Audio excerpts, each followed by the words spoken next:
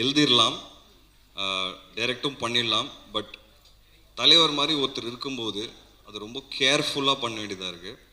ஏன்னா ஒன்று, இந்த படம் பேசுகிற அரசியல்ங்கிறது அரசியல் நினச்சிக்காதீங்க. படம் பேசுகிற கருத்து அது வந்து ரொம்ப ரொம்ப பேலன்ஸ்டாக, ரொம்ப ரொம்ப கரெக்டாக, யாருக்கும் புண்படுத்தாமல் அதை வந்து வெளியே கொண்டு வரணும். அது வந்து ஒரு மிகப்பெரிய சேலஞ்ச். ரெண்டாவது வந்து ரஜினி சார் அது பண்ண போகிறாருங்கிறது அது அடுத்த சேலஞ்ச்.